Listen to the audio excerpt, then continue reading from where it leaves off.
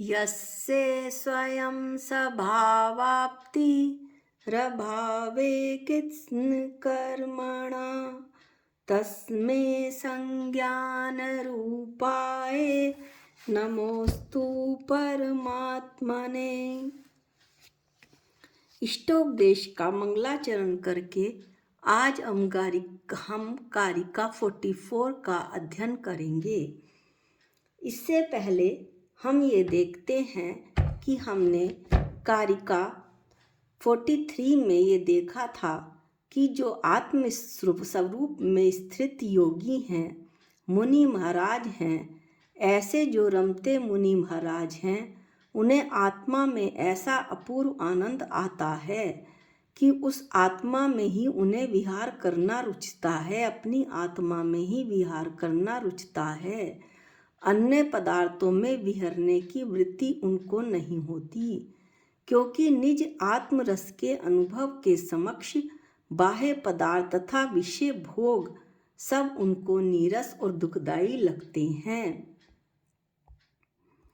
ऐसे ही हमने गाथा 42 में भी देखा था 42 में कि मुनिराज तप द्वारा भयानक दुष्कर्म भयानक उपसर्गों को भोगता होने पर भी खेद को प्राप्त नहीं होते। जो वीडियो 43 की बनी थी उसमें हमने पद्म नंदी मुनि महाराज की कथा भी बताई थी, एक घटना बताई थी कि कैसे पद्म नंदी मुनि महाराज एक करोड़पति घराने से संबंध रखते थे और फिर उन्होंने मुनि दीक्षा ले ली थी। ऐसे ही मुनि महाराजों पर ये भजन की कुछ लाइनें बिल्कुल उचित बैठती हैं। आप भी इनका रसवादन करें। महलों का सुख छोड़ कर जिनवरों के मार्ग पर बढ़ चले मुनिराज, आत्म अनुभव लीन नित निर्ग्रंथ बड़ भागी महा निष्कंप मेरु सम है फिर आनंद रस भोगे सदा, चलते फिरते सिद्ध सम धन्य है वनवासी संत बढ़ चले मुनिराज, गहन हो उपसर्ग किंतु ध्यान में रहते अचल, परिशहों की धार मूसल पार कर होते विमल, निर्ग्रंथता दर्शा रही पावन परम मुनिवर का मन, बढ़ चले मुनिराज, महलों का सुख छोड़ कर जिनवरों के मार्ग पर बढ़ चले मुनिराज। इसके बाद हम अगली कारिका 44 का जब अध्ययन कर रहे हैं तो उसमें शिष्य पूछता है कि हे भगवान, जो योगी राज ऐसा ध्यान लगाते हैं जैसा कि अभी ऊपर बतलाया, शरीर पर घातीय उपसर्ग हों तो भी वे आत्मा में रमना पसंद करते हैं, आखिर उसका फल क्या होता है? इसके लिए आचार्य कारिका 44 बता रहे हैं। आगच्छम स्त दिशेषाणा मन भिगश्च जायते अज्ञातत दिशेषस्तु बध्यते न विमुच्यते। अर्थात इसका अन्वयार्थ देखिए कि आगच्छन अन्यंत्र नहीं जाता, अन्यंत्र प्रवृत्ति नहीं करते कौन? योगी मुनि महाराज। तादिशेषाणाम उनके विशेषों को अर्थात शरीर आदि बाह्य पदार्थों के विशेषों का, सौंदर्य असौंदर्य आदि धर्मों का अनभिज्ञ च जायते, अनभिज्ञ रहते हैं, उनसे अनजान रहते हैं। और अज्ञातित तत् दिशेष सौंदर्य और असौंदर्य आदि विशेषों का अनजान होने से ना बद्धते, वे बंधते नहीं, तू विमुच्यते अपितु विमुक्त होते हैं।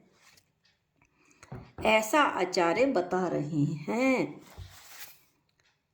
कि शरीर आदि बाह्य पदार्थ की विशेषताओं को कि ये सुंदर है, असुंदर है, काला है, गोरा है, शरीर में क्या उपसर्ग हो रहा है, इसका फल क्या होगा, ऐसा ध्यान मुनि महाराजों को नहीं होता।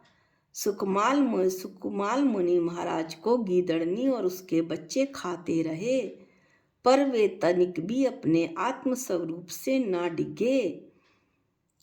अज्ञातत दिशेष शरीर पर ऐसे मुनि महाराजों का विशेष ध्यान न होने के कारण उन्हें राग देश भी नहीं होता है और वे बंधते भी नहीं, अर्थात कर्मों से नहीं बंधते, कर्म बंधन से छूट जाते हैं और संसार नहीं बल्कि मुक्ति की ओर प्रस्थान करते हैं। शिष्य फिर प्रश्न पूछता है कि ऐसे मुनि कर्म से बंधते क्यों नहीं हैं? शरीर आदि की विशेषताओं की तरफ मुनि महाराज का मन चला जाए तो उनका चिंतन बन जाए, विकल्प मन में आ जाए तो उनका राग देश रूप परिणमन हो जाएगा। बंध के कारण क्या हैं? मिथ्यात्व व कषाय। मिथ्यात्व तो उनका नष्ट हो चुका है, बची कषाय तो कषायों का मुनि महाराज ने शमन कर लिया है। शरीर आदि बाह्य पदार्थों का संबंध यानी कि शरीर आदि बाह्य पदार्थों से उनका संबंध तो है, लेकिन उनकी विशेषताओं की ओर उनका ध्यान नहीं जाता। उनमें उनका ना तो राग है ना द्वेष है। शरीर के साथ अच्छा बुरा हो रहा है, उससे उनका कोई संबंध नहीं। शरीर अलग, मेरी आत्मा अलग, वो पुद्गल मैं चेतन। इस तरह जब शरीर पर ध्यान ही नहीं है तो बंध कहाँ से होगा? कषाय उत्पन्न ही नहीं होंगी। मुनि महाराज इसलिए कर्म से नहीं बंधते क्योंकि बंध के कारण राग देश रूप परिणमन उनका नहीं होता। यदि वे राग देश रूप परिणमित हो जाएं तो और सोचें कि इस उपसर्ग करने वाले को मैं देख लूँगा, कुछ समय बाद मैं देख लूँगा, तो मुनि महाराज भी कर्म के बंधन में फंस जाएंगे और संसार के 84 लाख योनियों में भटकते रह जाएंगे। इसीलिए ऐसे मुनि महाराज पदार्थ की विशेषताओं पर उनका विशेषताओं को देखते ही नहीं, उन पर उनका विचार ही नहीं जाता, उनको उनके विकल्प ही नहीं आते। मुनि अब शिष्य फिर प्रश्न पूछता है कि मुनि महाराज कर्म से क्यों छूट जाते हैं? यहाँ पर छूटने से मतलब है कि मुनि महाराजों को निर्जरा कैसे होती है।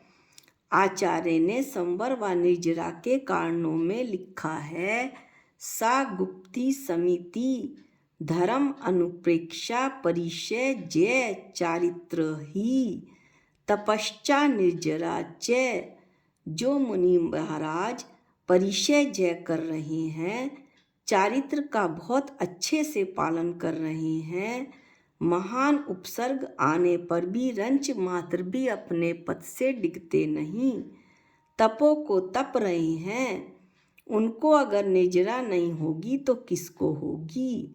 इस तरह मुनि महाराज धीरे धीरे कर्मों की निर्जरा करते हैं और यदि उन्हें ध्यान की चरम उत्कृष्टता हो जाए और यदि उन्हें ध्यान की चरम उत्कृष्टता हो जाए और वो शुक्ल ध्यान में प्रवेश कर जाएं तो फिर कहना क्या, फिर तो अष्ट कर्मों को नष्ट करके विमुच्यते संसार से छूटकर मोक्ष को प्राप्त कर लेंगे।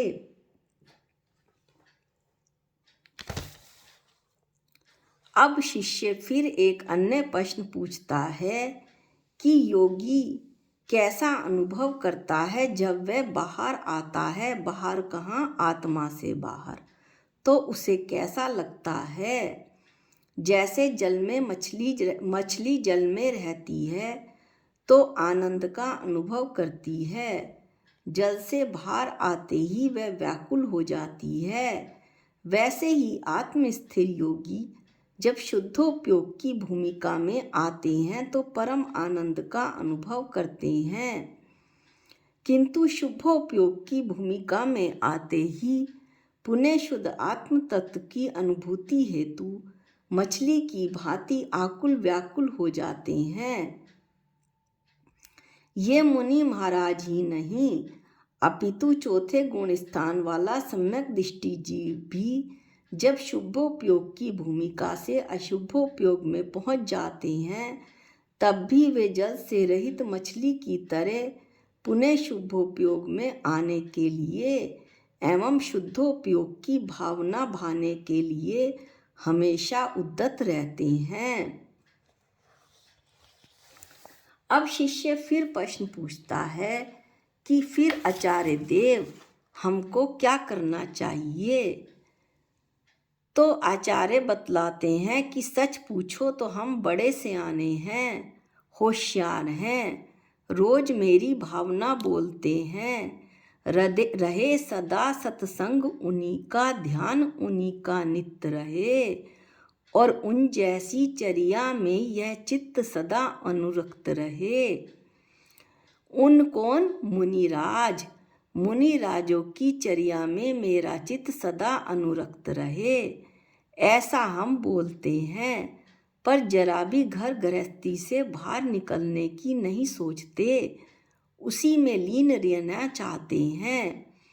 इसका कारण है मिथ्यात्व व कषायों की तीव्रता।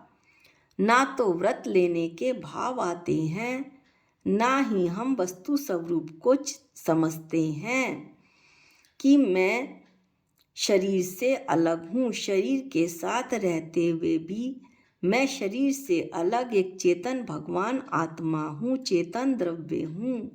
इसके अलावा वह मैं विश्व में कुछ भी नहीं हूँ। ऐसी कोई भी श्रद्धा हमें नहीं होती, लेकिन ये पद्धति बिल्कुल गलत है। वीत राग सर्वज्ञ दोष बिन श्री जिनकी वाणी, सप्त तत्व को वर्णन या में सबको सुखदानी। इसका चिंतवन बार बार कर। संसार भ्रमण से बचना है तो जिनवाणी में लिखा है कि चारित्र को धारण करो। यह मनुष्य भव यूं ही निकल गया तो अगली मनुष्य पर्याय कब मिलेगी इसका कुछ पता नहीं। अब हमें यह शिक्षा लेनी चाहिए कि वास्तव में यदि हमें कर्मों से छूटना है तो पहले सम्यक दर्शन ज्ञान प्राप्त करें, उसके बाद चारित्र प्राप्त करें। चारित्र प्राप्त करेंगे तो कर्मों की निर्जरा होगी और हमारी आत्मा पवित्र व शुद्ध होगी। हमारे ये संस्कार अगले जन्मों में भी हमारे साथ जाएंगे तो हमें कल्याण का मार्ग मिलेगा। ऐसा आचार्य इस कारिका में बता रहे हैं। अगली कारिका का अध्ययन, कारिका 45 का अध्ययन हम अगले वीडियो में करेंगे। आज के लिए इतना ही। निज निधि निज में बताई, ये अनंत उपकार है। इसके लिए जिन वाणी माँ को वंदनानंत बार है, वंदनानंत बार है। सबको जय जिनेंद्र।